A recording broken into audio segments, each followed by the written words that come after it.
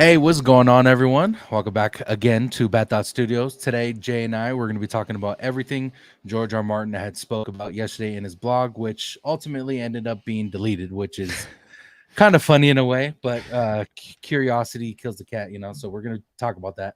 We're going to talk about future TV shows that are being released, and if it's good that we're getting this much I guess criticism from George, and then we're going to greenlight 7 other TV shows, which is kind of a good topic to talk about. And I wanted your opinion. Of course, Jay is also a book writer, a script writer, so I want to get your opinion. But always a pleasure talking to Jay. How's everything, brother?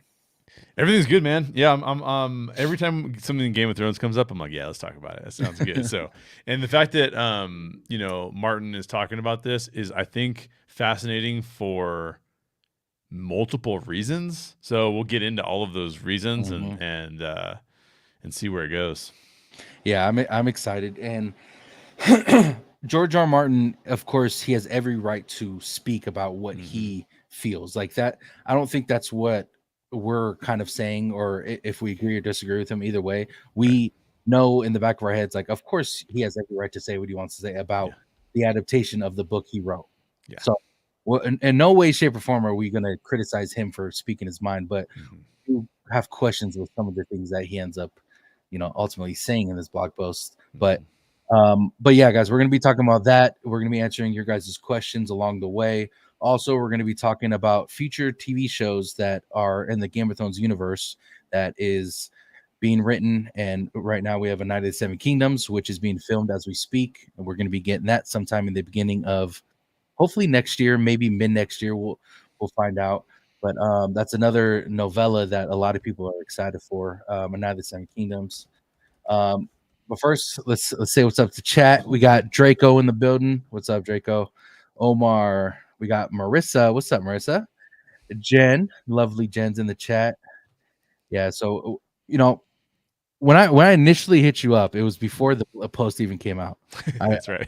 I hit you. I was like, I want you on the show, and I want you to come and give your opinion. Now, before we dive into specifically what he said, what were you initially thinking when he or that it was put out? We're going to be hearing something about George R. Martin and this dislikes he has within season 2. Well, okay, so I did expect him. I did expect him to talk about, like, not one issue that the book readers are having, but more of a systemic issue, if you will, which he does go into. So I did expect that. What I didn't expect was for the issue that causes the systemic issue. I did not expect for that issue to be so perceptively small. Like, it's kind of a small thing that he's quibbling about that he goes, watch how this turns into a bigger thing. And I go, oh yeah, that's a good point, which we'll talk about that. But I was not expecting it to be that minor of a thing that he was going to bring up, because I think what it really does, what his comments really do, is it actually causes unintentionally, I don't think he meant this, but I think unintentionally it causes there to be more doubt about Ryan Condal's ability to handle this story.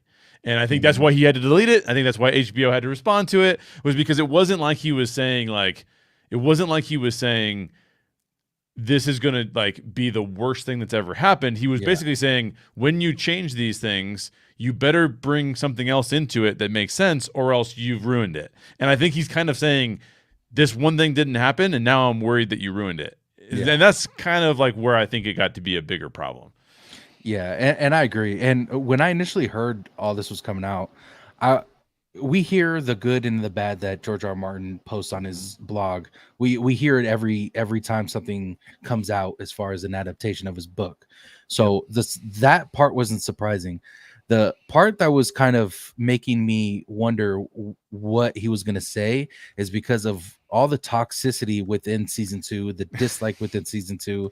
I thought and it was set up. People were putting out like posts like, George R. Martin has a lot to say here. Like, he's gonna be grilling the show. Season 2 was a failure. Like, you hear all these narratives that are being thrown out, and we form our own narratives of, or at least I did, as it was a good show. I enjoyed it. There's things that, of course, would have loved to change, would have not, shit like that. But at the same time, George R. Martin has a stronger opinion than all of us because it's his work. Yeah. Now, I'm not gonna lie, when I first heard that he was coming out with something, I was like, fuck. Man, I have a bad feeling about this. I really think that he's going to bash the show. Yeah. I think he was going to. I think just the way people were setting it up. Yeah. But after I made a couple of videos on TikTok yesterday, and I was talking to some creators, and all in all, in the post, he did essentially do what he usually does, which was criticize certain things, Yep. which was normal. Also, he also said that he loved the episode that he was criticizing. So within that, it was a normal post. It was nothing like but I mean, don't get me wrong. There was some things in there as far as like the spoilers that was very, very confusing that he threw in there. Yeah. The spoilers he threw in there were wild. Yeah, very wild. So I wasn't anticipating that, but all in all, the what I seen in the post, it just looked normal. I mean, he had his disagreements with Ryan Condal, and they mentioned back in 2022 that he had talked to him about the events of Blood and Cheese, and he preferred his the way he wrote it in the books, and the way he portrayed it, and Maylor, the missing, Maylor. Yeah, I think so. that was the second son of Aegon and Helena. So he was upset. Yeah, exactly. He was upset because that essentially trickles down the line of why something, the spoiler happens. You know what I'm saying? Yeah. So, and he actually had a pretty good argument. He made a pretty good argument in my mind. Oh, correct. Can you refresh, because I didn't read it today? I believe you just read it. I just read it. Can you refresh on what, not the spoiler part, because we'll get into that, but refresh like what he meant when it came to adding just a 2-year-old child, and then it's going to trickle down, and the butterfly effect that he kept using. So what he's talking about is in the Blood and Cheese episode, that the whole scenario goes down a little bit differently. And so in the show, what I've seen, because I've not read the books, right? So I'm just going off what George R. R. Martin said in this blog post. In the show, what happens is Blood and Cheese come in, they ask Helena which one is the boy, because we have to kill one of the boys. And of course, there's only 2 kids. There's a boy and there's a girl. And so Helena basically says, like, yeah, that's the boy. And Blood and Cheese then kill that boy. In the book, what happens is, based on, again, his description, is that there's 3 kids. There's, and I'm going to get all of their names wrong, but I think it's Jaehaerys, and Maylor was the 3 children. I believe you're right about that. And so when by the way, there's one other really important moment there too. Helena offers them a necklace rather than herself, and that's actually a big deal about what comes later. But so when Blood and Cheese come in, they go, which one's the boy? She goes, why don't you take my necklace instead? Because she just thinks that they're there to steal stuff. She doesn't realize they're on a mission from effectively from Daemon. And and so she tells them, and she carries her daughter off, right? And they brutally murder the son. And he brings up a really good point that I thought was worthy of bringing up. He describes how the scene goes in the book, which I'll describe in a minute. And then he also describes the scene in the show. And he goes, they're both brutal for different reasons. And so the people complaining about it, what happened in the book from a brutality standpoint, or they should have shown it or whatever, he didn't agree with that kind of criticism. But he did agree with like the scenario being criticized. So what happens in the book instead is that he comes in, there's 3 kids, and they're trying to figure out which son to kill. Yeah, exactly. And so she, instead of saying like, oh, I'm going to decide between my daughter and my son, or I'm going to give you a necklace, she says, well, why don't you kill me instead? And that's like a big enough, that's a big enough win, and you guys can you just leave? And they're like, no, it's not a big enough win. And so they kill the son. And he brings up a good point, like if you were going to kill a daughter or a son, like why wouldn't you just verify that you knew which one it was? Like that's a good point. Yeah, really good point. It's not like it's that hard to verify. And so but one of the things that also happens in that scene, which he describes, is that I think it's Cheese Cheese leans over to Maylor, the 2-year-old, and Yeah. basically says, like, it could have been you that we killed. Now, 2-year-old, do they understand what he's saying? Like, maybe not. But he was just saying that's what made that scene even a little bit more brutal, was that these guys were basically psychopaths who were like, we're coming in and we're just gonna do whatever we want to and screw you guys and all that kind of stuff. So that's kind of how it goes down in the book.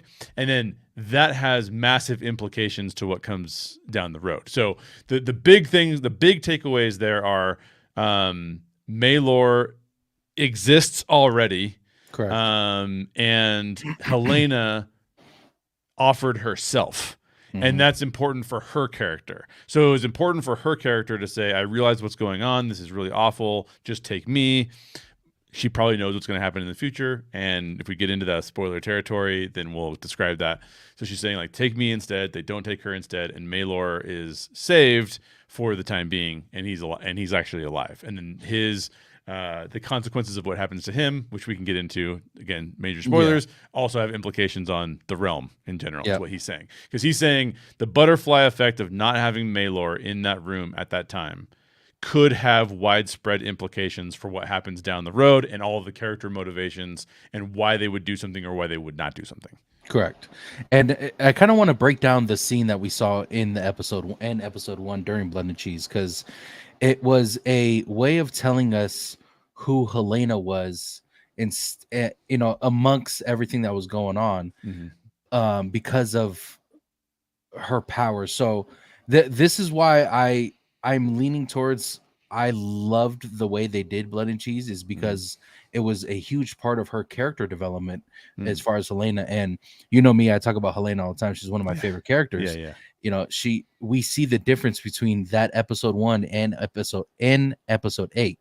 Like there's a huge difference. So when we see her, she points, and you are correct on the point of why was it such a big deal that they didn't verify if that was the son or not, if they didn't verify who Jaehaerys was, and opposed to the daughter. Like we were anticipating, we're wondering, why was that such an important dialogue right there? Like, okay, which one's the son? Why don't you just check? Like there has to be something, there has to be something valid for them to ask that question. But we're assuming they did that to tell us that there's only 2 children. There's only the daughter, which is Jaehaerys, and Jaehaerys. If I'm not mistaken, chat, let me know if those are the names, by the way, because I feel like they're right. But yeah, Farrah said Jaehaerys and Jaehaera and baby Maylor. And she also says, just to correct what I said, he said Cheese says to Maylor, your mommy wanted you dead. Which this one right here? Yeah. Which makes Helena even more guilty, or feeling like she carries a level of guilt associated with that situation. So, very good point, Farrah. Yep. So, we break that down, and I looked at that scene as her development and the importance of that part. Of course, that the like I said, the choosing part wasn't probably as impactful like it would be in the books and the way it's probably described in the books, but I think they just had to do it just to kind of give a reference to the books in a different way, but in a way nonetheless, because of course they do it a little bit different because there is two sons. But in that scene we get her kind of not realizing that this isn't one of her visions that I'm assuming that she's always in, because we see these visions that she has within episode, or within the whole season, right, of her. She doesn't realize what's reality and what's not. And at the end of that scene, we seen her before she gets to her mom riding Kristen Cole. She gets to the bottom of the stairs and gives a huge gasp. I don't know if you remember that in episode 1. I do remember that. Yeah, she gives a huge gasp, and to me that was her realizing, wait, this isn't a fucking dream. This isn't a vision. Right. This is actually happening. So that's how I took it. And then we get fast forward to episode 8. Not only is she having a vision with fucking Damon, she comes out of her vision, talks to Aemon like nothing's happened, and talks her shit while she's doing it. Like that's the character arc that she developed within the first episode to the last episode. And I'm probably sure that what happened in episode 1 was supposed to be a bigger deal for her, but we just didn't see it be this huge fucking deal. because of the way they wrote it. So I could see why he could be up, or why he is upset, because ultimately we'll get to the spoiler chat. We are going to be spoiling because it was in the blog post. So if you guys don't want to hear it, we'll let you guys know when it happens. They're pretty intense spoilers. I mean, if you hear them, you're going to be like, oh, like when I read it, I was like, oh, now I know lots of things, which is no big deal. I knew we were going to talk about it, and then you already told me they were spoilers, but I just wanted the chat to know, if you do not want the major spoilers, then once we get to that, we'll let you guys know, so you guys can either dip out or whatever. But unfortunately, it comes with the content I do. Spoilers happen. I have to just fucking roll with the punches now. So unfortunately, that's what it is. But we are going to eventually talk about that. But like I said, Helena's character, that part was in an important part for me due to her character arc that we see in episode 8. Now, do you think that was what he intended, Ryan Condal and the writers intended that scene to specifically do, in your opinion? Or do you think George R. R. Martin read it a certain way where it impacted her, I guess, her mindset differently because of Blood and Cheese? What's your opinion on that? Well, Farrah's going to have to help me out here, because Farrah obviously knows the books really well. I don't know how much of a dreamer Helena is in the books. Apparently she's not a dreamer. That's what I was thinking, because I'm glad you said that, so at least you know this, because the reason why I say that is because there was nothing in George R. R. Martin's post that made me believe that Helena is a similar character as she is. So one of the things that the show has done, the show has specifically Farrah just confirmed. So thank you, Farrah. Sade. What's up, Sade? So here's my thought process. The background and the focus on Helena is different in George R. R. Martin's mind than it is in the minds of Ryan Condal and whoever else is helping him out. I think Sarah Hess, is on there as a showrunner now. Yes. So in what I saw George R. R. Martin do, he seemed to indicate, and this is a very, very minor spoiler, okay, that the realm really likes Helena for some reason. Okay. I haven't read the book, so I don't know why that's the case. It could be just, how we view the royals. There are some people out there that just love the British royals for some reason. Like, exactly, as an American, I'm like, we declared independence. Get out of here. But whatever. So it could just be her heritage that people like her for that. Yeah. But what I see the showrunners doing is they're presenting us Helena as more of an isolated character that people are not necessarily endeared to. Yeah. Like even when there was the only time that the people were endeared to her was when they thought that she was grieving her kid and she was freaking out on the cart that they were taking her on, the carriage. But instead, she was just freaking out because she, as a neurodiverse person, she was thinking like, "There's way too many people here, and I'm freaking out because of that." So maybe the showrunners are saying like, we're gonna build Helena up as a person who they think this was like. They think of her in a certain way, but that's not the way that we think of her, right? Like it could be that kind of thing. Like it's a false narrative that the people believe. But in my mind, what's happening is the showrunners kind of are thinking that Helena is more important from a character depth, character dreamer standpoint. Like there's more going on with Helena in the plot from Helena's character development and arc in the show than George R. R. Martin is indicating maybe in the books. Now, I don't know that because I haven't read the book. I'm just saying based on the way he's talking about her and the way that the show is portraying her, I don't think there's agreement on this is the same character. I think they're actually two slightly different characters. Yeah. Correct. And Ryan Condal and Sarah Hess, to me, they're great. I've had really fun watching House of the Dragon. Yeah. When it comes to They have a hard task at their hands right now because not only is Game of Thrones universe one of the biggest ever, when it Mm-hmm. comes to the adaptation.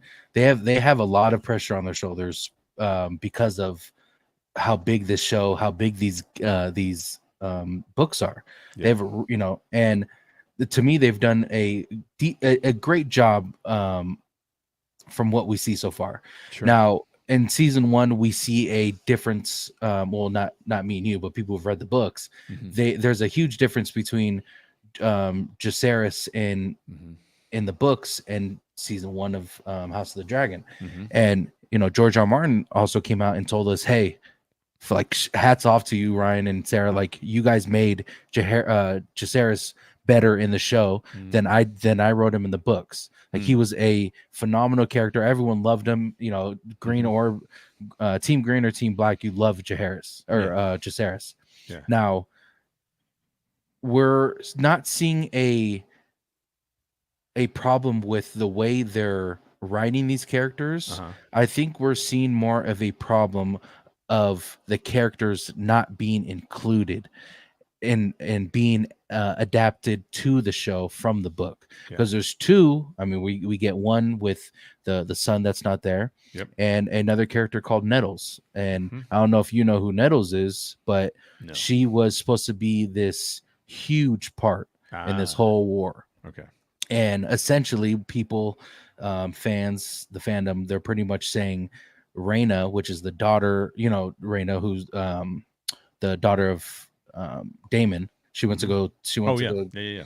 She is pretty much taking that part and mixing it with her character, Nettle's character. Okay. So we're definitely seeing differences from the book to the show. And I talked to a lot of big creators when in House of the Dragon, and they pretty much have the same thing. Like, I love the book, don't get me wrong, but the show is a completely different thing. But they're not saying it in a bad way. They're saying like, yeah, it's two different things, but I'm enjoying both. I enjoyed the book and I'm enjoying the show. Right. So I think, like, and by the way, Jay, like, TikTok is, I love it, man. But if I sat you down for a couple of days and make you read through my comments, you would think this show is going under, dude. Like seriously, it's funny. It's crazy. And like the fandom is just total. It's toxic as fuck, and it's whatever now. I'm used to it by now. But you would literally think that this show is going under. Like people hate this show, and that's just not the case, in my opinion. Not the case. Yeah. But yeah, so we'll get into what. I can't remember what exactly he said, but the Helena part. Oh, you want me? Yeah, you want me to cover that part of it from the spoiler standpoint, or are you talking about a different blog post you did? No, the same. Let me see if I can pull it up, because I think I brought it to you on. I'm not going to pull it up on the screen just in case they want to come for me, Yeah. But he says something. So I'll ask you this while I look it up. Yeah, sure. And within this blog post, what is something that kind of caught your eye and you were kind of intrigued on? And he brings up a lot of good points within this post, but what's something that stuck out to you that you were kind of like, oh, okay, well, shit, why not? Like, why is this? Why was that good? Yeah. Okay. So a couple things stand out to me. So I've written both novels and I've written for screen. I've written a TV pilot, and I've written multiple screenplays, multiple short films. It's not the same. The medium dictates differences, right? Like a giant difference between a book and a film. And if you're writing one of the two, you would recognize this really quickly. Is that a book can ruminate on things where a film has trouble ruminating on things. Every once in a while, you can and what I mean by ruminate is basically to stop in the middle of and think about the thought processes that go into why something might have happened, what all might be going on. Like a film, you can't do that. Like you have to showcase it by the actions of the people involved. Every once in a while, you could get a movie like The Killer, where the killer is telling you his thoughts along the way, but that's generally not something that film does really, really well. The Killer I love, and it does it pretty well, but most of the time, a book allows you, the reason why books are so great is because you can get into the minds of the characters to a certain degree. 100%. Yep. And even if they're not first person, you can still like from a kind of a narrative approach be like, Tones was thinking that things were really bad. It doesn't have to be like, I'm Tones and I think this is really bad. You can kind of tell like what is going on in Tones' brain right now. And as human beings, there's something about that I think we need, because we need to know the thoughts that go on inside our head are not just the thoughts in our head, they're the thoughts in other people's heads too. And especially in an environment in the US right now where you're basically like not allowed to think certain things, and you're certainly not allowed to say them out loud. Your brain still does some things that are like, wait, am I supposed to think that, or am I not supposed to think that? I'm confused. Like my brain is thinking something, but maybe I'm wrong. And we're like, I think what a book allows us to do is allows us to get in the heads of other people, to recognize that the internal thought processes that we have are things that we wrestle with, and they're things that concern us, and all those kinds of things. So that's the medium of novels, right? A chance to explore the way people think and how their behaviors affect them. TV shows, you can't do that. You can't go that far. You can't like get into someone's internal thought process. You have to showcase it on screen. So if Aegon is struggling with the problems that have happened to him, that needs to be visually apparent to us. We don't go into his head and we get like the episode on Aegon where he's like, oh, by the way, I feel terrible. I used to feel like I was like the king of the world, and now I feel like I can't do anything. You have to see that and infer that, right? Like it's a totally different thing. So to answer your question with that backdrop, I feel like I learned some things reading the George R.R. Martin post that I found really fascinating. The way that he cares about those characters, the way that those characters' motivations shift, the brutality with which he writes. I think all of those things were very apparent in his blog post about the story that I would have said were not the case and he even gives an example of it, because he says the difference is on the TV show, Cheese kicks the dog. Yep. When we see somebody kick a dog, we're instantly like, bad guy. Yeah, exactly. Right. Like that guy is an asshole. But when in the books, it's different. He uses psychological warfare because he uses psychological warfare not only against Maelor, as Pharaoh was pointing out, but also against Helena. Because he's basically, because Maelor may or may not remember that he was told that his mother wanted him dead, but Helena will remember it, right? So and that to George R. R. Martin was like, that piece of psychological warfare is important to Helena's character and her motivations moving forward.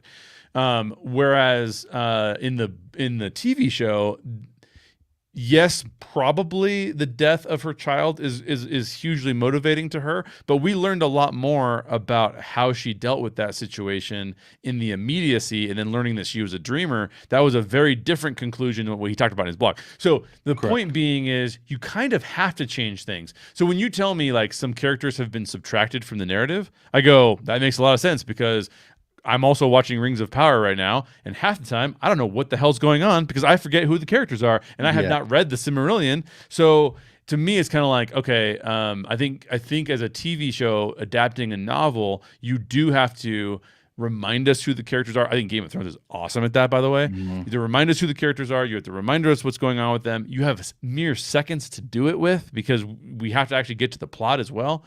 So to me, I actually thought to myself, like, I'm really glad that George R. R. Martin cares about his universe as much as he cares about it.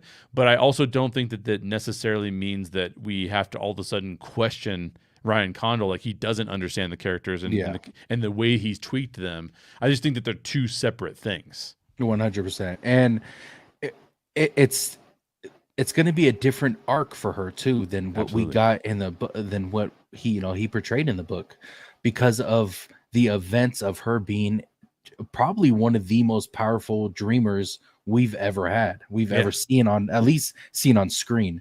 Dany was a dreamer, but it wasn't to this extent. At least it wasn't portrayed to us to this extent. So I do think, because of Helena's character arc and the shit that she went through in season 2, I don't think what's going to happen to her at the end is going to be the same, because Yeah, I agree. of the way that shit's been happening and the shit that she's been dreaming. But Exactly. so I want to, guys, if you guys want to mute me for 30 seconds to a minute, I'm gonna say a spoiler for those who don't want to know what the spoiler is. It was put in the blog post, so I want to go over it real quick because I think it's a huge part to what we're kind of talking about. So 30 seconds, guys. Go ahead and mute me for those who don't want to know. But he essentially says that here, let me read it to you. He is a Malor. He's talking about Malor. He is a small child. He does not have a line of dialogue, but nothing of consequence, but die. But where and when and how that does matter. Losing Malor weakened the end of the Blood and Cheese sequence, but it also cost us the Bitter Bridge scene, which I don't know what that is, with all its horror and heroism. It undercut the motivation. So this is kind of what I wanted to. It undercut the motivation of Helena's suicide. Yeah. So Spoiler. yeah, huge spoiler. Huge spoiler. Which to me, I believe that's why HBO reached out. I don't know if they did reach out, but I would assume they reached out, was like, bro, what the fuck you doing? Don't be putting spoilers. Not only that one, but the I won't say what it is, but the other spoiler related to the other character was giant too. Yeah, exactly. So I mean, yeah. So, but it weakens the motivation of what Helena ends up doing, and which is understandable for him. But it looks like we're getting a different Helena from what you wrote in the book, and you should have noticed that in season 1 when we find out she's a dreamer. Yeah. You know what I'm saying? So I kind of understand what he's saying, but at the same time, this wasn't addressed in season 1 because she was a dreamer, which means motivations changed completely from what we're getting in the books. Yes. But what's your opinion on that? What do you think on that part? Yeah, I mean, and a couple things, and Farah has a really interesting point here too. Like, I'm gonna bring it up. Which one? The one where that one where she's basically saying maybe he felt like he wasn't being heard, and I think that this is an interesting. This is where things get really interesting. So let's take a step outside the storyline for just 1 second and talk about how the industry works. The industry works based on the deal you sign for people to utilize your copywritten material. And so, for example, J.K. Rowling has insane amounts of control over her shit. In fact, so much so that Disney presented her with like we want to build Harry Potter stuff in our parks. Would you do a deal with us? Disney, one of the best track records for park stuff about building. I mean, like the Rise of the Resistance is amazing. I know Galaxy's Edge has its issues. We can leave that to the Orange Grove crew to talk about. Yeah, I know. But my point being is like they're a very high quality thing. Well, J.K. Rowling put in her deal, I get last say on everything you build. Nothing you build gets done without me having first said something about it. And then she went and chose Universal instead. Now all of the Harry Potter stuff is in the Universal parks. So the point I'm trying to make here is that like we had a creator like George Lucas in the Star Wars fandom, and what did George Lucas do? He kept re-releasing his movies with extra shit in them, right? He'd be like, "Oh, here's the other cut of what I wanted to do. I didn't have the money to do it, but I wanted to add this in there." Yeah. What we should take away as an audience from that kind of behavior from creators is that, and I feel this way myself, and I'll tell you a little bit how this works for me. It is a very difficult thing to hand your creations over to someone else to allow them to play in that sandbox. Mm-hmm. And so I think that Farah is partially correct, and it's kind of like, oh man, this kind of ruins a lot of the things that I set up, because I set up these things up for very specific reasons. Just to give you a feel for that, like I have a book, actually right here, Death of a Bounty Hunter. And that book is like insanely personal to me. Like the way that book explains the scenario, if you change a few things here and there, co-written with Nathan Chuck. So I talked to Nathan Chuck about this, and I'm like, man, I don't really want to sell this to somebody and not be the showrunner of it or not be the director of it. Because if I hand it over, they might say, I see this character a little bit differently than you did, and they might just tweak a few things. And all of a sudden the whole meaning of the story is like Out the window. out the window. It's like, oh, that's a different story, you know? And so I feel like there's a component here that where George R. R. Martin is basically trying to say, like, because let's face it, what did he see from Game of Thrones? He saw Game of Thrones be loved for all of the time they followed his books. And then as soon as they went past his books and they started doing things that were not already in the books that had come out, the fans started going, oh, this isn't the same show, to the point where they didn't even like season 8 at all. Yeah, right? 100%. And so I can see him going like, well, first of all, you're jeopardizing my characters. Secondly, they're my characters and I wrote them for a reason. When you learn about the spoiler that you just gave, which I won't repeat just in case people did mute you, when you hear about that and then you hear about why it mattered and why the motivations matter. And by the way, that the Maelor scene that he describes on the bridge is crazy. Yeah. And so when you hear about those things, you go, oh, like I understand that he cares deeply about these characters and cares deeply about the point he was trying to make. And now these new creators have come in, and by definition, these new creators they have a different idea of what it means for the story, and they have their own experiences they're bringing to the table. And so it's just a different situation. So I feel like what he was trying to do in some ways was defend his own takes on why these things happened in his world. Look, George R. R. Martin, and I learned this predominantly, I've read the first 2 books. He's such a brutal writer that I could not keep reading the books, right, for Game of Thrones.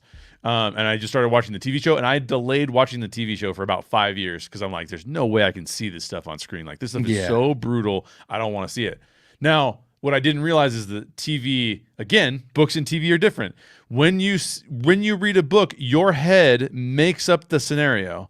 And so there's no suspension of disbelief there. When he says these are twins and they're banging each other, you're like, they're twins and they're banging each other. When you see it on screen, you go, oh, that actor is definitely not that other actor's like sister. Real life, yeah. So it's like so it's a scenario, but it's not internalized as that is being like truly as disturbing as he wrote it to be. And there's a lot of things about the books that are so disturbing. I mean, you just read his blog post where he describes the bridge scene and you're like, holy shit, I'm already disturbed. I gotta go see a therapist tomorrow. And so I think that part of this is like him trying to say, like, my world is set up under these rules and violence sucks. Everything is terrible. This is the Game of Thrones, and people who play with power ruin lives. That's the world he's creating. And yet other creators are like, yeah, but I want to throw like a little bit of hope in there. I want to throw like, this character is kind of like, intrigues me. I want to throw them in there as like a kind of a cooler character than he had them as. And it just changes. It just diametrically changes the world that's there. So, anyway, I think that's why he's writing the post. I think he's also probably trying to defend himself against the season 8 thing. Because guess what? He still has to sell books, and he still has to like be like, I want you to read my books. Although he needs to get to writing them. Obviously, that's the biggest complaint everyone has: is stop criticizing other people's shit and finish your own shit. Finish the fucking book. Yeah. So it's funny is that, but anyway. It's funny you say that because I get asked all the time to Winds of Winter. You want to hear the fucking the kicker to all this? The Winds of Winter isn't even the last book. They got one more after this. Oh man. You got one more after this. OG motherfucking 55, bro. Hey, there he is. We just talked about Orange Grove 55. Guys, if you guys if you mention Orange Grove 55's name in any video, he just shows up. Dude. He appears. OG, thank you so much for the $5, bro. Stuck at work, can't stay, but wanted to see the process on Jay's mustache. It's coming back in a little bit. It's almost there. Yeah. Chat, if you guys are not following Orange Grove 55 and you guys love Disney, please go show some love to Orange Grove 55 and George and Jay. They do amazing work. Anything Disney, questions about the parks, internal, as far as the company, They do a lot of good work there. So make sure you guys go show some love to OG55. He is family over here at Bat Out Studio. So go show some love. All right.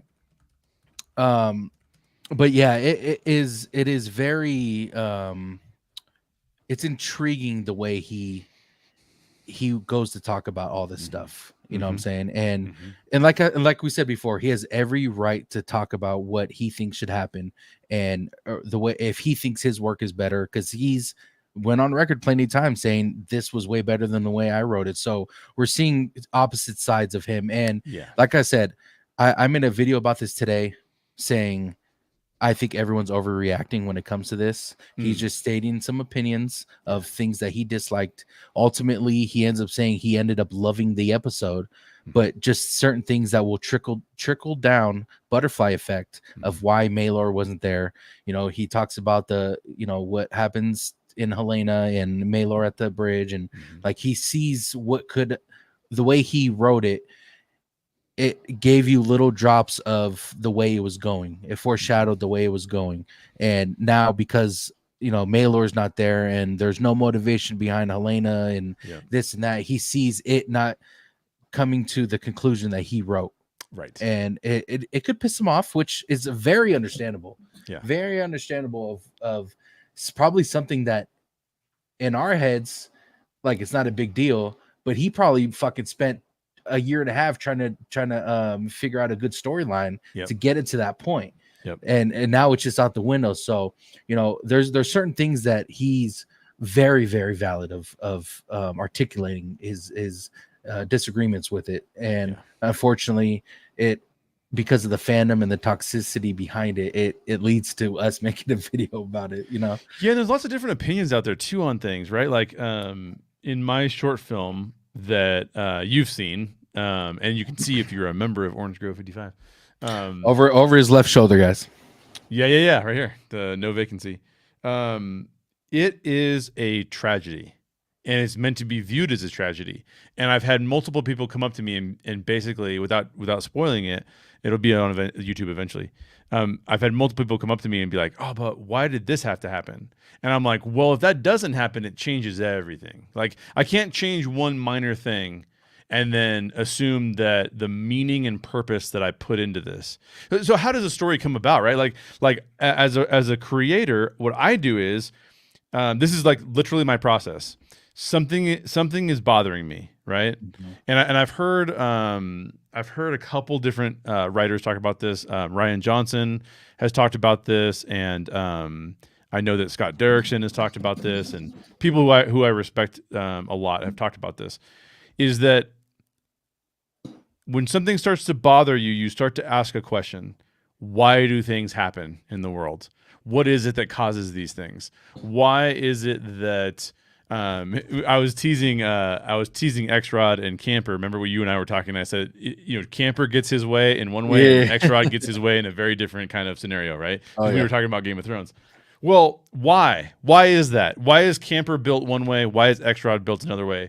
Why do we do things that we don't want to do? Why do we not do things that we do want to do? Like, why? Why? The human condition is to ask the question, why do these things happen, right? Yeah. And the process of writing is to try and understand the shared human experience, to be able to communicate truth about the shared human experience that people can go, oh man, that's so true. Like, that resonates with me. It resonates me on a deep level. It makes me think. It makes me feel. It makes me want to change my behavior. It makes me want to accept myself for who I am. Whatever the case is, that's the process that the writer is going through. So you can imagine, you tweak one or two things about a writer's work, all of a sudden it's like, that's not what I was saying at all. Like, that's a different thing.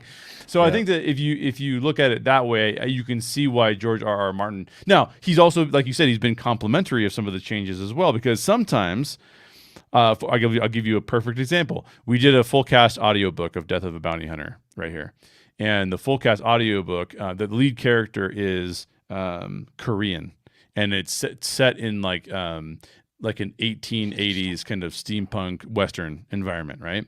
And the lead character is Korean, and I made him Korean because I wanted to make him isolated from the people around him. The character is, he's becoming very isolated. He's becoming very reticent about the things that he's been doing. He's becoming more guilt and shame oriented. And a lot of times, guilt and shame leads you to isolation. I wanted to find one more way to isolate him.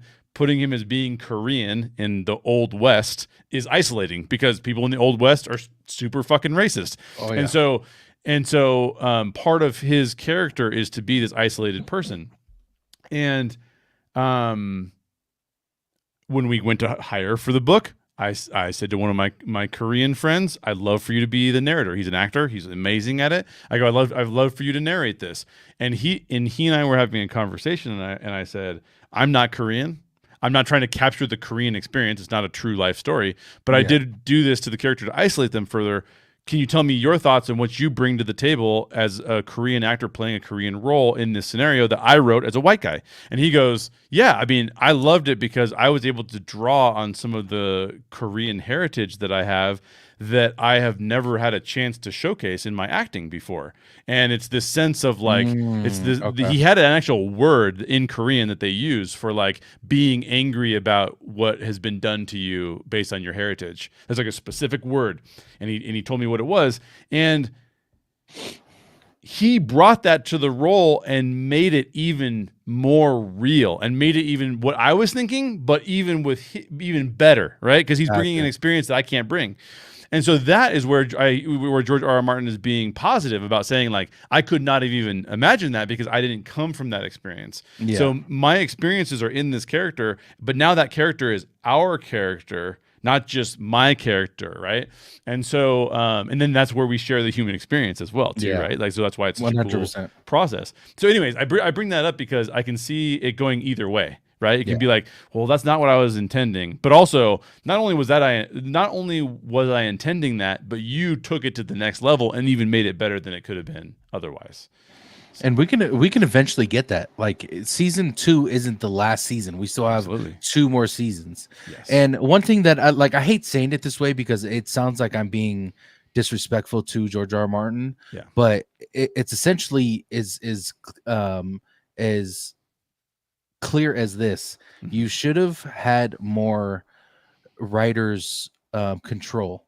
You should have had more control of your work if you wanted it a specific way. And I'm not saying that as in like you're disrespecting the show, because like I said, I'm not really one of those people who are not one of those who think this post that he made was a huge deal, right? But if for those who think he has, who made it a big deal, if he's okay with what the outcome is eventually going to be, but if he wanted it a certain way, he would have put in his contract like, no, I need this to be written this way. I'll be in the writer's room doing this and that. And I don't think it comes down to, I don't think it ever came down to that in his head. Because like I said, he states a little bit of what he thinks is wrong with the show, and which is okay. And he's done before, nothing new. But people brought it up or made it a huge deal and thinking it was a huge deal because they disliked season 2 and what the certain things that they disliked in it. Right. For Blood and Cheese, for example, right? Yeah. Blood and Cheese for me was one of the scenes that I knew was going to come, didn't know what was going to happen because I do content for House of the Dragon and Game of Thrones. Mm-hmm. I knew what Blood and Cheese was, didn't know what it entailed, though, because I haven't read the books. Mm-hmm. So what I saw and heard within the scene of Blood and Cheese was good enough for me. Yeah. As far as like the gore and the, the brutalness of that scene was, the sounds was something I don't want to hear again. I don't want to hear that in the episode. You know what I'm saying? Right. So when it comes to Blood and Cheese, there's the certain things that he put in there for a specific reason. So I'm okay with what he said, essentially, to kind of wrap up the whole blog post. Like, I'm okay with what he said. He didn't disrespect Ryan Condal. He didn't disrespect the writers in the writer's room to the point where he thinks he should go another way when it comes to writing these series. Because like I said, there's 7 more after this. We got so much more to come after this. So We'll see. He deleted the post. I'm assuming because of the spoilers he has put in the Yeah, post. yeah. So Well, I think he also probably deleted the post because I think when you question another creator, it's kind of like one of the things I was telling Tones, because we were talking about there was a trailer that came out that I won't say what trailer it was. It was an awful trailer, bro. And Tone sent it to me. I'm like, bro, this trailer is awful. my Discord knows. I put it in Discord. I was like, what the Yeah. fuck was this, And dude? and I don't like to criticize other because here's the problem, right? Like I am a creator, and sometimes you put your heart and soul into something, and for whatever reason, it just doesn't come out the way that you thought it was going to come out. Like it wasn't anybody being lazy, it wasn't anybody doing their job. It was just Yes. yeah, N and B, yeah. yes. And it was like and so like I don't like to criticize other creators because of that. There's a lot of studio interference. Let's just take a step back and see how this stuff goes. They approach Warner Brothers and HBO approaches George R. R. Martin and says, "George, you have such a compelling franchise. We can make money." They don't do this because it's like, "Oh, we can do this creative thing. It would be amazing." Yeah. Obviously, the creators they bring on board and hire want to do that, but the reason the studios do is because studios would not be in business if they couldn't make money. They'd be out of business. Studios wouldn't exist. So a studio comes and says, we can make a lot of money. In order to make that money, though, we have to be able to do a lot of other materials. We have to be able to bring other creators on. George, you're not going to be able to be on everything. By the way, George, you are incapable of finishing the writing. So how are we ever going to rely on you to do scripts? There's no way we're going to rely on you, George. We got to bring in other people to do this. So George makes a deal and George says, okay, cool. I think this would be kind of fun to be able to do. But once you sign, and you don't have the J.K. Rowling contract, you have the George R. R. Martin contract, you have the Star Wars contract where you sign off and you say, do what you want with my stuff. And you even just become a consultant, that changes the nature. It's going to change the nature, and you just hope that it all works out well. So I just think that there's a lot of that. I think you're right about like book versus film. I just don't think that they're ever the same medium. And quite frankly, like the reason why you can't please a lot of people is because books are different. They're different vehicles, and so are movies, and so are TV shows. They're all different vehicles, and so it's just impossible. You have to make some changes, and you have to make some adjustments. So there's a lot that goes into this stuff, and I think that the reason it was deleted was because it wasn't like he was. I think if he had been a little bit more supportive of Ryan, they wouldn't have deleted it. They would have just if he would have said, even with the spoilers. Even with the spoilers, I think because I think that the HBO knows that's primarily the book audience that's reading his posts. Correct. I think even with the spoilers, they would have said, "Let's just not touch it. Let's not make it a big deal." But I think he cast a little bit too much doubt on Ryan's ability to take the story out for 2 more seasons. I think if he had said, "This is kind of what happens with my."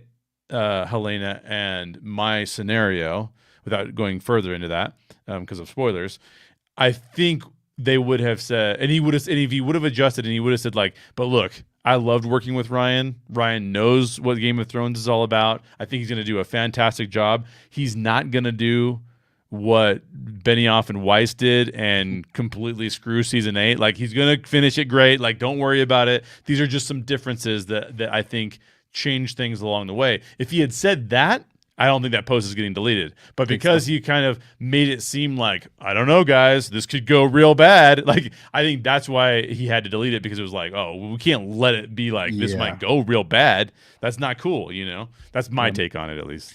Yeah, I totally agree. And we'll see. He might put another post out and we'll see what he says. I think it was just kind of unnecessary to even post it because people were expecting this post. It was you put on your previous post, hey, I'm coming out and letting you guys know what is what about season 2. And then he puts it out, something that he probably wrote and took time to write, because it's, how long has it been? Like 3-4 weeks since we've had episode 8 of House of the Dragon. So it's like you've thought about what you wanted to say, of course, and specifically Blood and Cheese, because Blood and Cheese was the very first episode, so it's been even longer. Yeah. You know what I'm saying? So we'll Quick question: is what's up? his blog behind a paywall, or is it just public? It's public. It's George R. R. Martin's website, and it's Yeah. called Not a Blog, which is kind of funny. Cool. I think if he had also was doing this stuff behind the paywall, it probably wouldn't have blown up as it did. But he Yeah, literally said like, "Here, I'm going to give you my thoughts on everything," and it's exactly. like, okay, man, you basically took all of the reasons that people could have criticized the show. I Yeah, mean, think of it this way, right? Like Star Wars is probably the most ridiculous fandom as in terms of how divided and divisive it is. If you're HBO, the last thing you want is to go down that route. yeah. Like you can Well, have people vocally saying they don't like stuff, and like that's just normal, right? Like people just have different opinions on things. But to get to the toxicity of the Star Wars fandom, where like literally Seymour Duck, by the way, shout out to Seymour. yeah. Shout out Seymour Duck Seymour. and I were talking about like in a separate channel. He and I were talking about not he and I, the group in general. I was kind of just observing because I hadn't seen that much. I take breaks off Twitter, and I'm not on Twitter Yeah. for this reason. If I ever get a famous piece of material, if they ever like adapt the Death of a Bounty Hunter, or if we ever make the film for No Vacancy, I will not be on Twitter. Oh, fuck no. Forget it, dude. I do not want that. I do not want that on my shoulders. Fuck no. But Seymour and I were talking about like now you have fans in the Star Wars fandom reporting each other's channels for being toxic, Yeah. right? And they're both super toxic. And I think that if it was behind a paywall, if it was like, look, you can get my insights, but like I'm not giving these out into the public. If it was not as seemingly questioning Ryan Condal's ability to finish the show well, I think it would have been no big deal. But the way he set it up was kind of a big deal. I mean, so What? he kind of shot himself in the foot. 100%. Yeah. And we'll see how it goes, man. And we should be expecting another post here soon. Kind of maybe cleaning it up a little bit. Maybe no Yes. spoilers. We'll find out. But Saying something like Ryan Condal's my best friend. And he's amazing. yeah, exactly. Something like that. Exactly. Yeah. Huge shout out to Seymour, Mr. Seymour Duck. I appreciate you, my brother. He says quack with the $5 donation. I appreciate you as always, guys. If you guys want some funny content on Twitter and Disney and kind of just he does a lot more than just Disney. We talk a lot of other stuff than just Disney. We talk about like Universal and all that stuff when we were on OG55 and Yeah. really smart guy, dude. I love Seymour, but I appreciate you as always, bro. Chat, we're gonna answer some questions before we get out of here. First one is Draco. I can understand why he didn't like it. It was rushed at the end, to be honest. And Jay and I actually did a video on this not too long ago, kind of just wrapping up season 2, and he had mentioned the same thing. It not that it felt rushed, but the way they ended it wasn't something that he would have done. If you guys want to go watch that video, it was an amazing video. Just look through my videos pretty much, but he pretty much said if you would have combined it, and I'm paraphrasing here, but Jay said that if you combined in episode 7 and 8, it would have probably been a better ending rather than what we got in episode 8. If I'm not mistaken, you did say something along those lines, right? Yeah, basically, I think if you had taken my easy way to improve season 2 is to take Damon's storyline from episode 8, which is amazing and the best part of episode 8, include it in episode 7 and end episode 7 the way that they ended episode 7. Then you Beautiful. have a masterpiece of a finale of a season finale. But I think that they belabored some things that didn't need belaboring, and I think that it went a little bit too over the top with the last episode there. For sure. And I'm not sure if I agreed with you or not, but I thought that would have been a phenomenal fucking ending if it happened happened that way. For sure.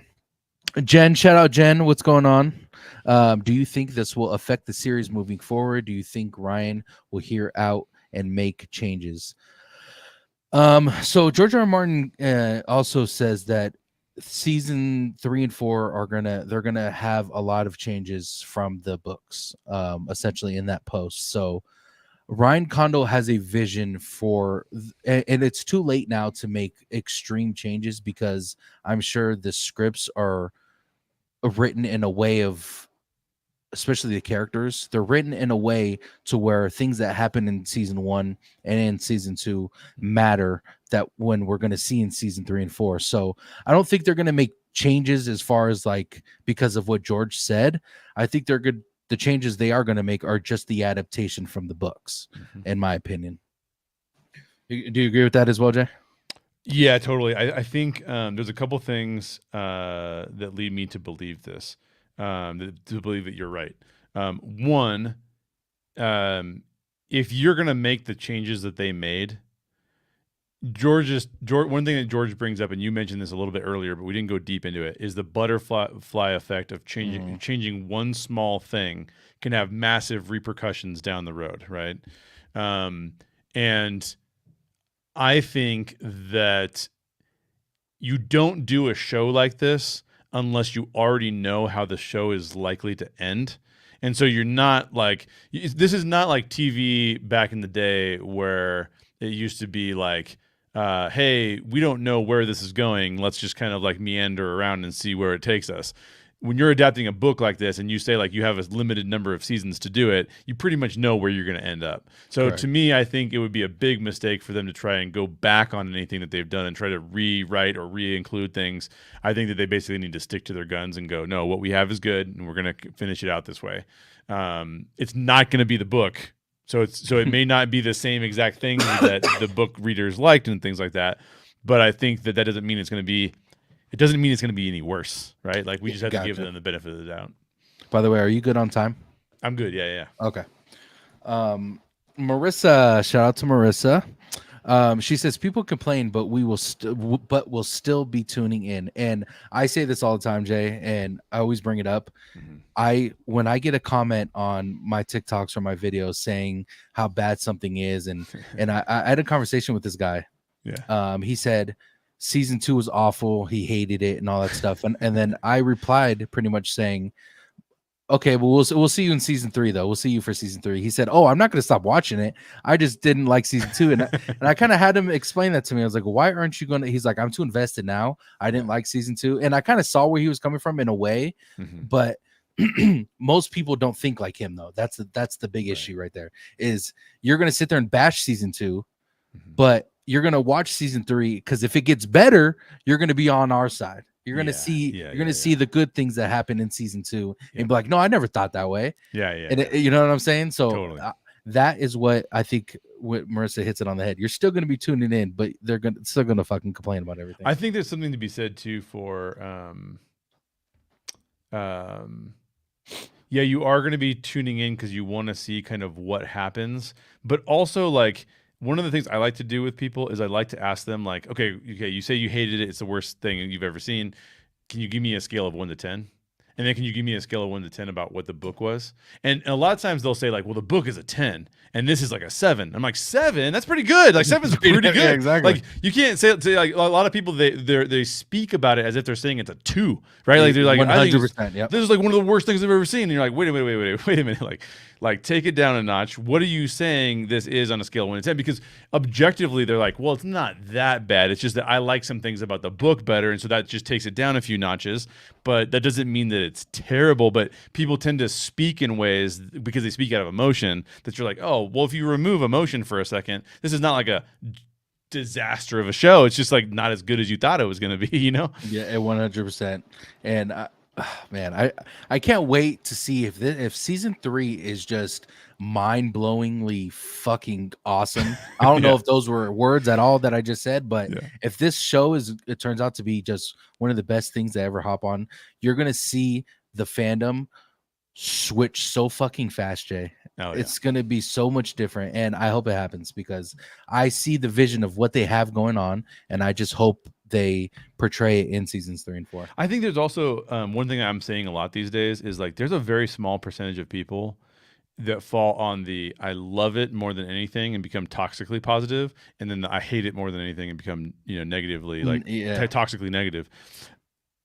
A lot of the people in the middle are not that way. They just, Mhm. oh, I liked it a little bit more. Oh, I didn't like it as much. And I think that unfortunately the internet amplifies all of the ends of that spectrum. And so I think that there will still be negative people about it, even if season 3 is mind blowing. Just because there's certain people that will never like anything that's done, right? They just Yeah. want to complain. That's just how people are.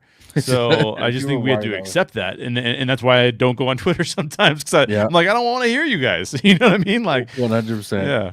I need to start taking your advice and stop going on fucking Twitter. That's for sure. Draco, what's going on, Draco? So do you think we will see Eamon and Damon fight?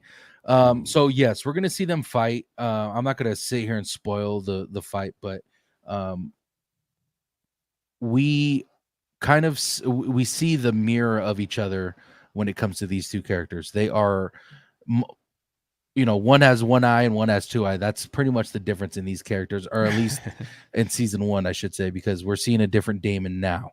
They're pretty much mirrored characters. So a foreshadow within these two characters is a fight, and eventually we're going to see um, them two get on their dragons and have one of the best battles we'll probably ever see in House of the Dragon. I'm not sure when it comes to battles because I haven't read the books, but we are expecting this one to be one of the best. We see what happens in episode 8. Helena kind of just tells us what happens to Aemon. We're assuming that Damon is in that fight within the God's Eye, but we'll find out. We'll definitely find Now, out. I didn't. It's funny because one of the ways I was going to answer this question is I don't know anything about the books. Right. Mhm. The post that George R. R. Martin did is the biggest thing that I've learned about Most what happens. Yeah. If you were asking me this question before you just answered the way you did, I would have said, man, with George R. R. Martin, you never know. Because a lot of the times, the thing that you really want to happen, how badly did we want Sansa to kill Joffrey? Like, Yeah. that was what he deserved, right? But that's not what happened. That's not how it went down. So I think that George R. R. Martin likes to subvert expectations. And so I would have answered this question, Draco, and I would have said, I don't know, man. I could see it not happening at all. So, Hey, anyway. I mean, you never know. I mean, technically, you never know. But Yeah. because it, I guess it's written in the books, or the way that Helena put it in episode 8 of what happens to Damon, or Aemon rather, in at God's Eye. Yeah. God's Eye is technically next to Harrenhal, so Harrenhal is pretty much where fucking Damon is nowadays. So I'm assuming that is the fight that we're going to see, but we'll see. And by the way, we love it when George R. R. Martin subverts our expectations. We don't get the emotional payoff that we want that says, like, yes, there is justice in the world, because there is no justice in that world, right? Not in that world, no. But what he does do, though, is he gives us other poignant moments that we were not expecting. Like, I had heard about the Red Wedding a million times, and still when it happened, I was like shocked. Did not know that it was going to go down in that way. I just was like, oh my gosh, I didn't know you could do this in stories like this. So he's really good at that stuff. So you're going to get something good. You know what I mean? Like, you're going to get something good, even if it's not what you expected. 100%. And we'll see, because I like to, if something does happen that pisses off George R. R. Martin, and that being one of them, we'll see what kind of blog post that comes out with. Have you read the books, or do you plan to? So Zoe, personally, I am in the middle of reading Game of Thrones. I think I'm halfway through Game of Thrones, maybe a little bit less. But as far as any other books, that is the first one I've started on. I got to Game of Thrones and Game of Thrones late, and I was putting out content that was strictly about the show, and people in my community were loving my perspective on that. So when it comes to some of these shows, House of the Dragon, Fire and Blood, the novellas, as far as right now, I'm not going to read those at the moment. I'm going to try to finish the Game of Thrones books, because we know we're never going to see a Game of Thrones series on TV again. And we know how George R. R. Martin ended the books, and we saw how the TV show ended the show. So I'm currently reading that, but as far as anything else, no. I do plan on reading it, just not at the not in the immediate future. And Jay, I think you said you read the first 2 books, if I'm not mistaken. I did. I read the first 2 books, and my experience was that they were so. I found myself to be so depressed after reading them that I was like, I don't think I can keep reading these. It wasn't that they were bad; they were Yeah, awesome. It's just that they were so dark that I was like, man, this is like affecting my mood on a daily basis. I can't do this really. anymore. Okay. Oh yeah. It was wild. Like, yeah, I was like, I gotta not watch this anymore or read this anymore. Read that anywhere. Um. Oh, this comment was to the J.K. Rowling one. She said even in her movie she had 100% creative control. Exactly. And they say her in her contracts. Yep. Which I mean, I don't know who his lawyers are or what is being said when it comes to these talks, but I'm surprised he doesn't have control. I mean, maybe he doesn't want the control because of the books that he's writing, and he wants more. But he hasn't released a book in like 20 years or 15 years or some shit. So, I I don't know, man. I have no idea. I think it's really, really, really difficult to maintain control. Mm-hmm. For many reasons. I mean, you have to bring on other people who have passion for it, and they're going to bring their passion to it, and it's going to slightly change it and stuff. Even people love Dave Filoni, but Dave Filoni has made changes to Star Wars, right? Like it just is what it is. So even if you make changes that fans like, it doesn't mean you're not changing the original works. And it's really hard not to let it's really hard to come out with a lot of content, make a lot of money, and let the original creator have oversight over everything. Yep, 100%. And Farah also goes and says the Winds of Winter, and then the final book, A Dream of Spring. So that's the fucking kicker, Jay. That He's got 2 left. we're not just waiting for the Winds of Winter. That's what I'm kind of confused about, because that's what everyone talks about, because it's the next book. But unfortunately, it's not the last book, and that's what is really confusing. And people will speculate. He wants people think that it's done. These 2 books are finished. He's just waiting to pass away, and it be in his will to release these books. So. Yeah. He needs to get AI, dude. AI needs to help him write some of these. Exactly. Exactly. He always praises the actors and actresses in their acting. And that's what I loved about season 1 is he said Patty Constantine was one of the best actors that ever portrayed a character. And it was a character that he essentially didn't write for it to be that way. Yeah. So he's always praising these people. So that's why I think it's not like a huge fucking deal when he talks bad about it, you know?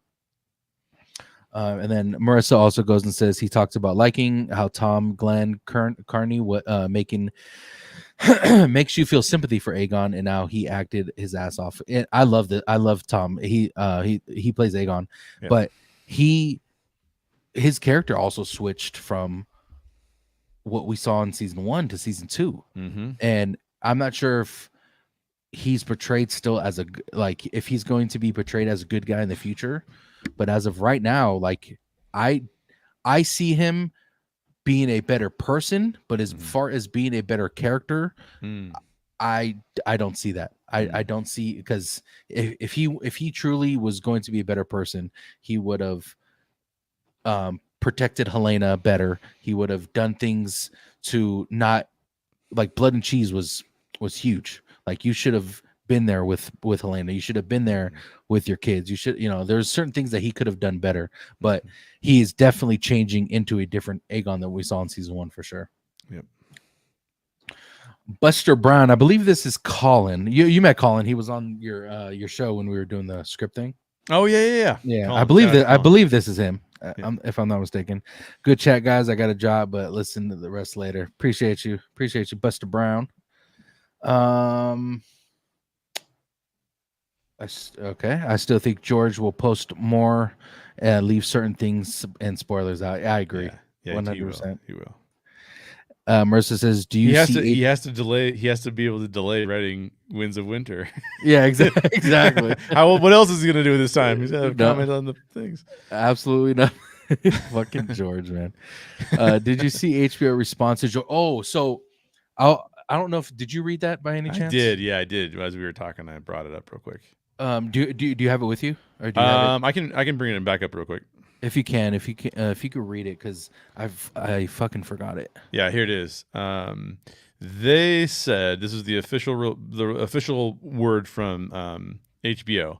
There are few greater fans of George R.R. Martin and his book Fire and Blood than the creative team on House of the Dragon, both in production and at HBO. Commonly, when adapting a book for the screen, with its own format and limitations, the showrunner ultimately is required to make difficult choices about the characters and stories the audience will follow. We believe that Ryan Condal and his team have done an extraordinary job, and the millions of fans the series has amassed over the first 2 seasons will continue to enjoy it. So basically, that's why I said, before even reading this, that's why I said, like, I think the problem was more so that he questioned Ryan Condal's ability to finish the show well. Like, 'cause what are they doing? They're just saying, we think that Ryan Condal's going to do awesome. And I think that's a direct response, and that's why they needed to do the response, because ultimately I think it was the question of whether or not it was going to be good because of Ryan Condal. Yeah.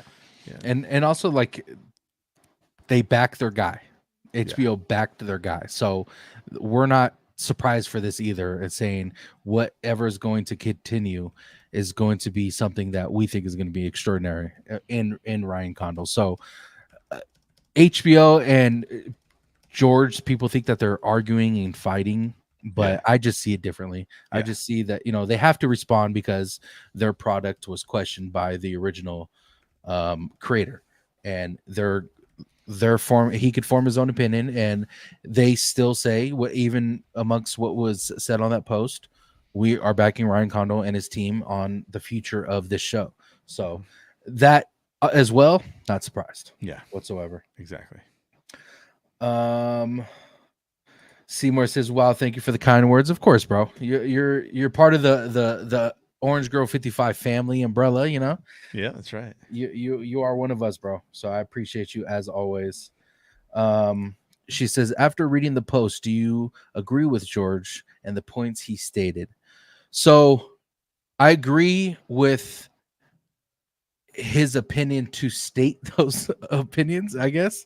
I agree with what he said as far as there's certain things that he wanted to be done because that's the way he wrote it was for a specific reason and a reason why he did it. So I agree with it. Yeah. I just don't think he should have came out and made it a huge deal saying like, hey man, you guys wait for my next post. I'm going to be talking shit about, the season. I don't like that part. Right. But as far as him voicing his opinion, I don't think, and I'll say it again. I don't think this was a huge deal. The only thing that made it a huge deal was the lead up post that he put out for this, which was to me unnecessary because he didn't come out and completely bash everyone within this show. Because if he would have done that, probably contract would have been fucking torn up. But what do you think about this? No. I actually, having read his story, I can see why he felt the need to address it. I think if he had ended his post, first of all, if he hadn't made a big deal about it, and if he had ended his post with, that's what happened in my version of the story. I think Ryan Condal's version of the story is really fascinating. I love his take on Helena. I think what will happen next is really intriguing to viewers, and I'm excited to see what happens next. I think it would not have been received as like a take the post down, HBO has to respond, like blah blah blah. Mm-hmm. I don't think there was anything wrong with him explaining his rationale, and quite frankly, I can see why he would think like, oh, they've gone a real different direction. Just no one knows it yet. I think he did a good job of explaining that. But I think he was just a little bit maybe too negative about the future. 100%. I don't think negative is the right word. I don't think he was negative about the future. I think he left a big enough question mark that if you wanted to be negative about the future, you could be like, oh, look what he did. Oh, he said he's calling him out. Like, it's like, okay, in today's world, you have to be very particular. One of the reasons I talk so damn much whenever I'm on your show, you invite me on and then I talk too much. One of the reasons I do that is because I want to be understood. Correct. Right? Like in order to be understood and not be taken for what someone thinks I'm saying, you have to be pretty verbose about it. I didn't think he was that bad, but I did think he, in today's world, he left the ability for negative people to be even more negative. And I Yeah. think that that's what HBO is worried about. Essentially, he threw fuel on the fucking Yes. toxic fire, Yes. garbage fire that we are Yes. currently in right now. Yep. Which sucks for sure. Um, Oh, this one I wanted to talk about this. Farrah says, "I think the solution is that people need to start seeing House of the Dragon as a fan fiction of Fire and Blood." 100% agreed. They're two different things. We are getting two different kind of lores, but trying to mix it with each other in a weird way. And I I don't think if you liked the show or if you liked the book more, I don't think hating on the opposition, the show or the book, whatever, I don't think hating on either or is valid. Like there's no you can articulate what you disliked about certain things, but all in all the storyline is pretty much the same, but they're getting to it a different they're getting to the conclusion a different way. Mm-hmm. And and you have every right to hate and dislike something, and we're not saying you can't, but I think within this fandom, people need to articulate what the hell you dislike about things, because just saying this was boring, this sucked, isn't good enough anymore. It's not good enough for me. If I'm going to have a conversation with you, Jay can't come to me and be like, I dislike season 2. I hated it. Okay, but why? Yeah. I'm not telling you. I just didn't like it. Like, what the like? There's no point of going along with that. Yeah. That's not a valid conversation to have with someone. So I do agree with you. Look at House of the Dragon as a fan fiction of Fire and Blood, a different version of Fire and Blood, and I think people don't know how to do that, and I think that's where the toxicity comes from.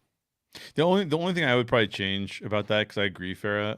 My one change to that would be, I think if you are a book fan, it is 100% fair of you to say that the TV show is fan fiction. As a person who works in both the film industry and also the book industry. I say book industry. I've self-published my books. I don't have them published under somebody else. Yeah. But as somebody who works in both mediums, I'll put it that way.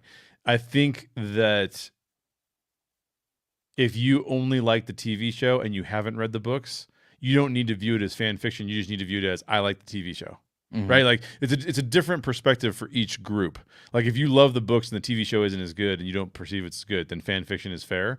But if you love the TV show, it's not like you have to say like, I love some worse version of the book, right? It is the version. It's for you. It's a better version. That's fine. Yeah, like, exactly. Whatever you want to call it. Yeah. But I think it's fair to say it that way. And I love to talk about this, and I'm not going to go too deep into it, but I think this one thing needs to be said is for books and scripts, and Jay can vouch for me on this one or correct me if I'm wrong, but these are two different things for these writers. Writing a book, you don't have a limit on what you can write. There's no 500 pages and you need to stop. When it comes to a script, you can only, and I learned this from Jay, with a TV show, it's like 55 to 60 pages or something like that for like an hour long episode. So you need to try to fit all that stuff that was in this 2,000 page book into a fucking 60-page script. Like, it's very difficult to do, especially because how complex George R. R. Martin is with his writing style. Like, he's compared to Tolkien, and Tolkien was one of the best writers to ever fucking live. So you have to try to minimize that within a 60-page fucking script, and people need to realize that there's limits when it comes to what you're allowed to put on these scripts and put into the show, rather than what you hear and see from a book. Am I correct on saying that, or am I wrong? No, you're 100% right. You not only that, but you're 100% right, and you don't have the same flexibility to, like, let's just say there's a really pivotal scene where Aegon makes fun of Aemon for being in the brothel. And in the book, you could go into Aegon's psyche, and you could go into Aemon's psyche, and you could go into the psyche of the prostitute that he's sitting with, right? And you could go into the psyche of the friends that are with Aegon. You have the ability so you could have one of his friends say like, "I'm so glad we're making fun of this freak Aemon. Like he's such a dirtbag. I hate that guy." And you could have another one of his friends think like, "Oh, that was kind of brutal. Like, wow, he shouldn't have done that." On the screen, you've got 30 seconds to show what it did to the characters that mattered, so that the mind. Let's talk. Well, let me just. I won't go on too long of a diatribe because I always do this. Part of writing a plot and character arcs within the plot is you're constantly asking, why did this happen? Why did they do this? Why did they do that? Why does Aemond go on a rampage? Why does he go jump on a dragon and go burn a city? Why does he take over? Why does he burn up Aegon when he burns up Aegon? Why does he do all of those things? Well, there's a moment in time where Aegon really pisses him off, and we saw that moment in time. Now, will our brains think to ourselves, I could see, man, I probably wouldn't do that, but I could see being embarrassed like that. I could see doing that. I've wanted to do that. I thought about doing that. Then we go, okay, or I can see one of my friends doing it because he flies off the handle at everything that goes down. That makes it real. But if you didn't show that moment, we go, oh, why did Aegon just go bonkers for no reason? So one of the things you're trying to do is you write a story is you're trying to go like, I have to have a why for every single thing that happened. And if something was done by chance or coincidence, that will probably have people go like, that was lame. Like, why did that happen? It was chance or coincidence. And so you're just really trying to work on all of those things. And to your point, you do not have the economy of words. You have to have an economy of words because the book has a billion words and your thing has far fewer, so you have to just do it very differently and trust a lot of people that they'll understand what you're saying and do it correctly. Exactly. You know? So and that's a very controversial take, like not being able to decipher the two. Like people need to realize that there's a huge difference, and unfortunately people just don't know that. But now you do. Sade, she says, I wonder why he didn't speak about Sunfire's death. Very good question. I am curious to why he didn't do it either. Unfortunately, I know why Sunfire is very important because of the content that I do. For those who don't know, I'm not going to spoil it for you, but if you watch Game of Thrones, you know, pretty much. Sunfire was announced dead by Aegon. Now, I don't think this is a huge question if he's dead or not, because this wasn't seen. Like, we don't see Larys or whoever was the person who told Aegon that Sunfire was dead.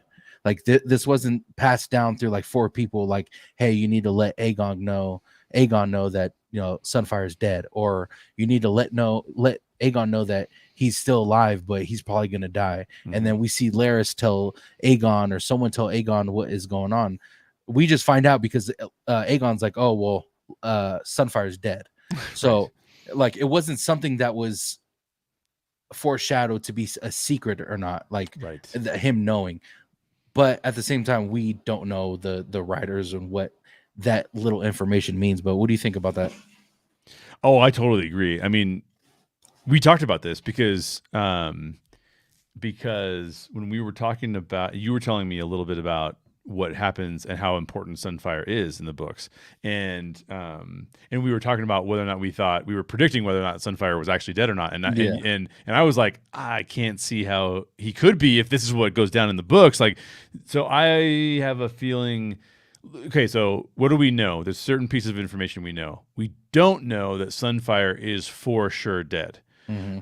We do know that Larys is putting stock in Aegon's return. So that is what I would say, from a writing standpoint, foreshadowing something. It doesn't mean that it means Aegon's going to come back in power and do a bunch of stuff. But what it means is that there's some other subplot that is going to come back around.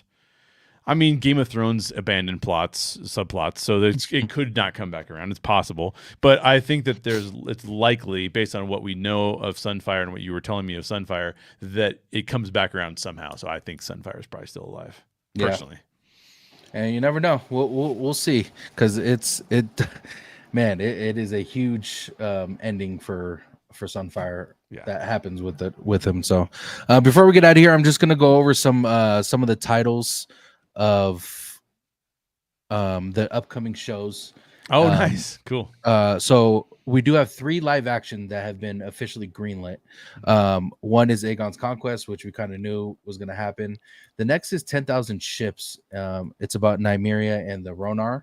You kind of hear, you kind of hear what the Ronar are when they're talking. Once the king, or like when when Jacaerys walks in, they says, king of the, it says like the name of him, and then yeah. it says King of the Ronar or something like that. Okay. And I guess that show is going to be about her taking over something. I don't remember the exact storyline, but people are excited for this. Essentially, this was shelved maybe 2 months ago, and now it's greenlit. So interesting.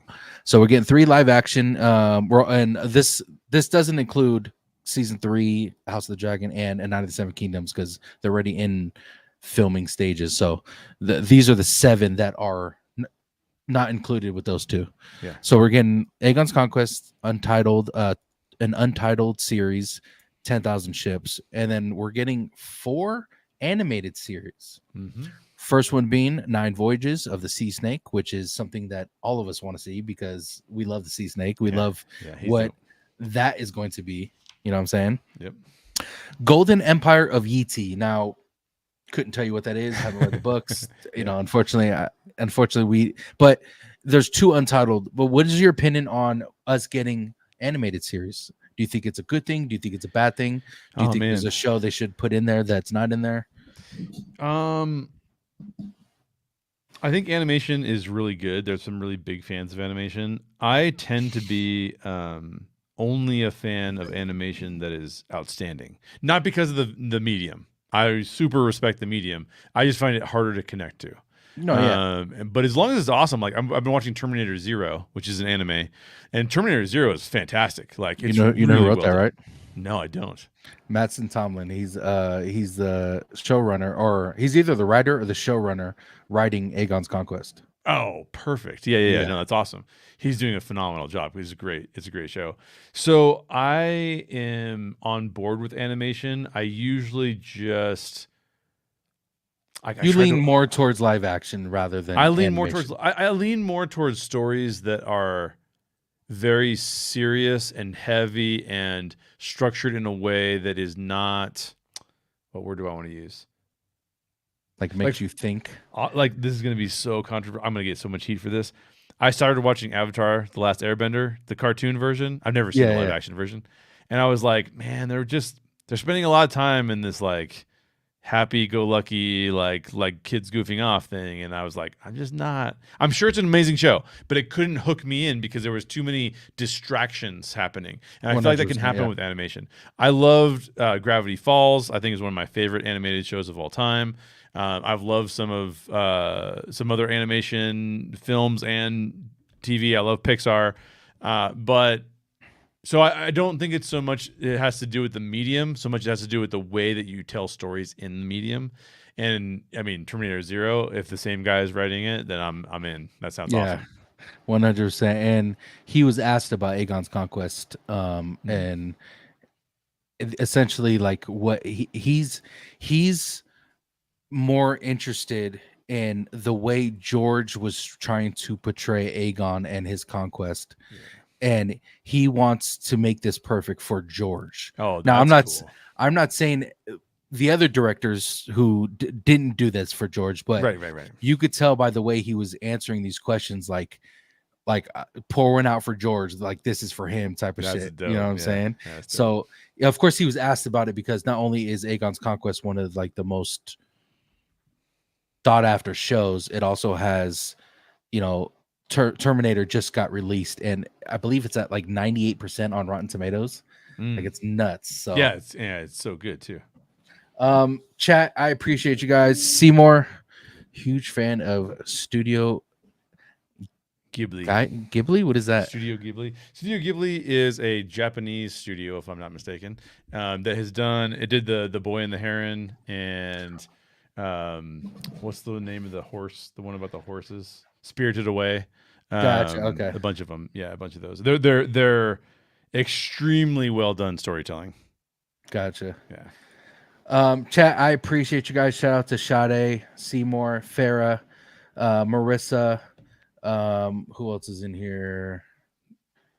Buster Brown. We got OG55, Draco. Zoe, Draco, Philip Plus. Philip, Jen, Omar. Thank you guys so much for joining us. I appreciate you guys as always. Make sure you guys are go ahead and like the video right now if you guys can. Try to share the video for those who do enjoy House of the Dragon or Game of Thrones stuff. If you guys aren't following, make sure you guys are doing it with notifications on so you guys are notified once a video is uploaded. And we have next week, guys, we're not going to be doing as much content. Unfortunately, I have a funeral to go to in San Francisco, so I'm going to be down there for most of the week. So this might be my last video on YouTube for a week or so. But once I get back, we're going to be doing more podcast stuff. Like I said, if you guys are not following the podcast, make sure you go to Bad Thoughts Podcast on YouTube and Spotify. We've actually had Jay on there talking about because I believe that was our first time we were on film together. Or first time we met was when we talked to you about No Vacancy, and you just got done with it, if I'm not mistaken. Oh, dude, yeah, that was so amazing. That was such a great conversation. Yeah, it was great. But we are adding more to our podcast. Shout out to Mark Madison. He's going to be joining us, and shout out to X-Rod. I feel like us four are going to not only improve the podcast, but make it more fun for the viewers. We're going to be joking a lot more. Not that me and Candid couldn't do that, because everyone knows we go back and forth all the fucking time. But we're adding more talent as well. These two guys, for those who don't know, and these two guys have been the last couple years have been they've been on my side when it comes to content, but making it fun for me to do content. So adding them to the podcast is just going to make it even that much better. So if you guys aren't following YouTube and Spotify, Bad Thoughts Podcast, okay? But Jay Sherer, always a pleasure talking to you, brother. Always good having a conversation with you, especially House of the Dragon, Game of Thrones. You, like I said all the time, you give a director and writer kind of aspect to what George is thinking, or what Ryan Condal's thinking, and I value your opinion when it comes to that, because it puts things into a very different perspective when it comes to that. So I do thank you for coming on, as always. I can guarantee you that I may not be right, but I'll always have a take. Exactly. But go ahead and tell the people where they can find you on social media, and or the Twitter that you love being on. Yeah, the Twitter that I'm never on. Yeah, you can just follow me at Twitter. It's under my name, no spaces. But I'm not tweeting that often, to be honest with you. More often than not, I'm in a DM message with Tones or with Seymour Duck. Yeah. But yeah, you can find me on YouTube, How Stories Work with Jay Sherer. Have not done a video on there in a long time, and pretty soon I will be breaking down my studio because I am moving. So I will not probably be producing a lot of content for a while. I'm not moving very far, just to a different place. Okay. And but you can still find me on How Stories Work with Jay Sherer. I got a big library of content over there, so you can check that out. Explaining films, explaining how to write films, and also what the films mean is what I spend a lot of time talking about there too. I had a guy tell me that my take on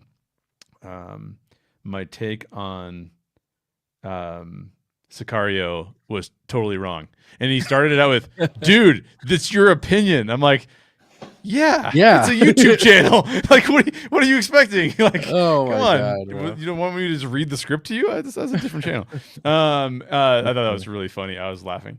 Anyway, you can find my stuff over there. You can also find me on Orange Grove 55. In fact, I haven't done a Story Geeks episode in a long time. Story Geeks, we just geek out about whatever movie we're talking about. And I got a request from the nerdy girl from Marianne, and she wants to talk about The Rocketeer. So I will be co-hosting with her, but she wrote all the questions, and I'm just basically there to move the show along, if you will. So you can check that out. That should be coming out early next week. And The Rocketeer is an amazing film, so that would be a really fun conversation. That's awesome. Yeah, shout out to Marianne. She is so amazing, bro. I love her. She's so sweet. Yeah, she's awesome. Yeah, guys, make sure you guys go follow Jay Sheer, How Stories Work on YouTube. We actually did a video with him talking about the script I'm currently writing. I've been slacking on, but at the moment, I picked it up a couple. I think it was last week. I started rewriting some more stuff. So if you guys want to check that out, go to his YouTube channel. If you guys want to follow me on social media, Tones_TV for those who don't follow me already, Tones_TV on all platforms. And like I said, go follow the podcast, guys. We got some good stuff coming the next couple months. So hope to see you guys there. But as always, I love you guys. We'll see you on the next one. Love y'all.